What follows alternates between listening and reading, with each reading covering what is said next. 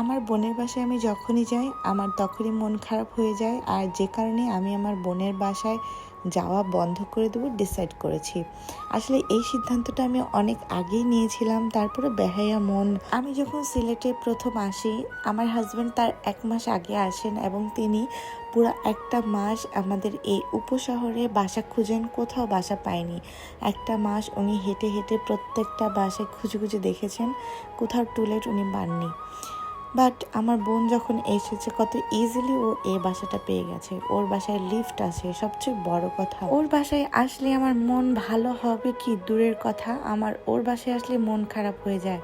কারণ ওর বাসায় এত আলো, সারাটা দিন সূর্যের আলো, সন্ধ্যা পর্যন্ত। জাস্ট এই টাইমটা দেখেন ওর বাসায় কত সুন্দর আলো। ওর একটা দক্ষিণের ব্যালকনি, একটা পশ্চিমের ব্যালকনি। পশ্চিমের ব্যালকনি থেকে এত সুন্দর পাহাড় দেখা যায়, আর রাতের বেলায় ইন্ডিয়ার ছোট ছোট লাইটগুলো টিপ টিপ করে দেখা যায়, যেটা খালি চোখে বা ক্যামেরায় আসছিল না, সে কারণে আমি ভিডিও করিনি।